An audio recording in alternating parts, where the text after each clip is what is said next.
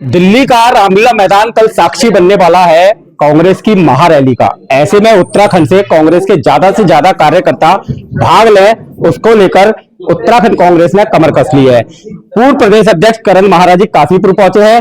कल हरी झंडी दिखाकर रैली को रवाना करेंगे। सवाल यह है सर, उद्देश्य क्या है इस रैली का? देखिए, अवेयरनेस जो देश में हो रहा, हरियाणा, अकेले हरियाणा में अब जांच में पाया गया कि 25 लाख से ज्यादा वोटर फेक थे। तो ये जो कर रही भारतीय जनता पार्टी, कभी ईवीएम के माध्यम से, ईवीएम पे क्वेश्चन उठता है तो ईवीएम में ठीक है कह देते हैं और जो है फिर एसआईआर लागू हो जाता है। और प्रॉब्लम यह है कि जब आप या मैं कोई क्वेश्चन बीजेपी से पूछते हैं, उत्तर देता है इलेक्शन कमीशन, और जब आप और मैं इलेक्शन कमीशन से क्वेश्चन करते तो उत्तर देता है बीजेपी का प्रवक्ता। तो यहां समझा सकता है हो क्या रहा है। महाराष्ट्र में अकेले 60 लाख वोटों का हेरफेर होना, एमपी चुनाव और एमएलए चुनाव के बीच में केवल 2-4 महीने के फर्क में अगर 60 लाख वोटों का परिवर्तन हो रहा है तो यह सामान्य घटना नहीं है। एक 8 बाई 10 के कमरे में 80 लोग, एक आदमी के 49 बच्चे, भाई ये संभव नहीं है। और भगवान कृपा करे और हमारा लोकतंत्र और लोकतंत्र के साथ साथ संविधान बचे, उसी के लिए ये रैली की जा रही है ताकि हम लोगों तक ये संदेश पहुंचा सकें आपके माध्यम से, अपने कार्यकर्ताओं के माध्यम से, कि देश में सब कुछ सामान्य नहीं है। आपने एसआईआर का जिक्र किया, लेकिन एसआईआर से कहीं ना कहीं आपको ऐसा नहीं लगता कि जो वोटर नहीं है और जो नंबर 2 में वोटर बने हुए हैं उन्हें इससे अलग होना चाहिए? देखिए, बात ये नहीं है, बात बहुत सामान्य नहीं है। उत्तराखंड में अभी अनाउंस नहीं हुआ है शहर, आप भी जानते हैं, लेकिन उत्तराखंड में कवायद शुरू हो गई। क्यों?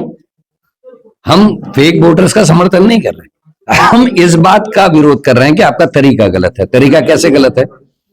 आप जानते हैं हमारे देश में हमेशा से लोकतंत्र को मजबूत करने के लिए चुनाव कमीशन प्रचार करता था कि आप वोट दीजिए, आपका ये अधिकार है। अब क्या हो रहा है? आप साहब लाइन में लगा दिए हो, आज आधार कार्ड बनाओ, आधार कार्ड को बैंक से लिंक करो, फलाने को अपने फलानी चीज से लिंक करो, आदमी उसी में परेशान है।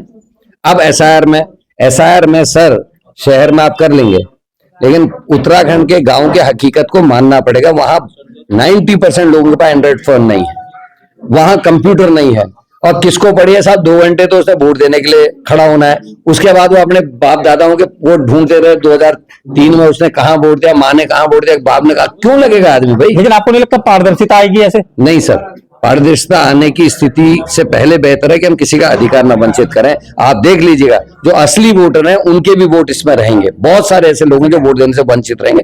पहली, जैसे कानून में होता है, वो कहते हैं अपराधी बच जाए, लेकिन जो निरपराध है उसको सजा नहीं होनी चाहिए, यही कहा जाता है ना। लेकिन ये तो चुनाव आयोग का निर्णय है ना। मैं तो चुनाव आयोग ही तो ठीक नहीं है, लड़ाई तो चुनाव आयोग से है। चुनाव आयोग ठीक होता तो आप बताइए एक आदमी के 49 बच्चे कैसे हो गए? ब्राजील की जो है मॉडल जो है, यहाँ 5-5 जगह वोटर हो रही है, कैसे हो रहा है? हरियाणा का है ना मामला। तो इन चीजों को समझना चाहिए। आप क्वेश्चन ठीक कर रहे हैं, लेकिन क्वेश्चन तो इलेक्शन कमीशन से होना चाहिए। हम क्या मांग रहे हैं? हम कह रहे हैं हमको वोटिंग जहां हो रही है उसके सीसीटीवी फुटेज दीजिए। क्यों नहीं देना साहब? किसने लगाए सीसीटीवी कैमरे? अगर हम गलत और सही को जांच ही नहीं सकते तो सीसीटीवी कैमरे लगाए क्यों गए? करोड़ों रुपए, अरबों रुपए इस देश में खर्च क्यों गया? इसका उत्तर तो इलेक्शन कमीशन को देना चाहिए। करण मेहरा, राहुल गांधी को नहीं देना है, ये उत्तर तो इलेक्शन कमीशन को देना है। आपके वरिष्ठ पत्रकारों के उत्तर आज भी अनुत्तरित हैं, उनके क्वेश्चंस के उत्तर नहीं मिले हैं। हम तो पार्टी है, चलिए हो सकता है हम बायस्ड हों, लेकिन पत्रकार तो बायस्ड नहीं है ना। जब पत्रकार क्वेश्चन कर रहे हैं उसके उत्तर क्यों नहीं मिल रहे? इस महारैली से जनता के दिलों में कितना उतर पाएंगे? देखिए, जनता के दिल में नहीं उतरना है, जनता के दिमाग में उतरना है कि उनके अधिकारों का हनन हो रहा है, अतिक्रमण हो रहा है। मैं चिंता इस बात की है कि इस देश में गरीबी, इस देश में बेरोजगारी, इस देश में स्वास्थ्य, इस देश में डेवलपमेंट, इस देश में आर्थिक उन्नति आज विषय नहीं रह गए। आपका डॉलर जिस दिन 65 रुपए से 70 गया था, देश का वर्तमान प्रधानमंत्री ये कह रहा था कि देश की इज्जत गिर रही है डॉलर के बढ़ने से और रुपए के गिरने से। आज 90 रुपए डॉलर हो गया। बेशर्मों का आईटी सेल कह रहा है कि साहब डॉलर मजबूत हो रहा है, रुपये को फर्क नहीं पड़ रहा। मेरे को पता है, अगर मेरा बैंक में पैसा है तो दिन प्रतिदिन घट रहा है, क्योंकि डॉलर 90 रुपए का डॉलर हो गया साहब। तो ये क्वेश्चंस हैं, इस क्वेश्चंस पे कोई चर्चा ही नहीं है। उत्तराखंड से कितनी भागीदारी है कल? उत्तराखंड से हम 12 से 15,000 के आसपास लोग वहां दिल्ली पहुंचेंगे। अगर काशीपुर के पास उसमें सापेक्ष में पूछूं तो यहाँ गुटबाजी चरम पर है। अनुपम शर्मा जी को ऑब्जर्वर बनाया जाता है, गाड़ियों का काफिला चलता है। कल हरी झंडी दूसरे को दिखाएंगे या इस वाली रैली को दिखाएंगे? क्योंकि कुछ कार्यकर्ता अलग जाने की तैयारी कर रहे हैं। ये नाराजगी क्यों? जो गोदियाल जी ने जिसको प्रभारी बनाया है, मैं पार्टी का सिपाही हूं, पार्टी के अध्यक्ष ने जिसको प्रभारी बनाया, मैं उसकी रैली को ही झंडा दिखाऊंगा। लेकिन पिछले दिनों जो नाराजगी सामने नजर आई है काशीपुर में, देखिए कांग्रेस में कब काशीपुर में नाराजगी नहीं दिखाई थी? 25 साल से। मतलब मानते हैं आपकी काशीपुर कांग्रेस में नाराजगी रहती है? वो सब जगह है, ये बीजेपी में काशीपुर के देखिए मैं काशीपुर को हम ठीक करने की कोशिश कर रहे हैं।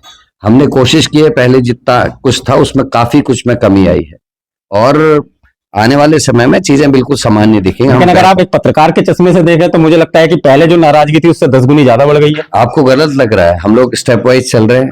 कुछ लोग जो बिन पैदी के थे या ढीले थे वो भाग चुके एमपी के चुनाव में, 2-4 बचे हुए इस वाले एमएलए में चले जाएंगे और एमएलए हमारा जीत के आएगा।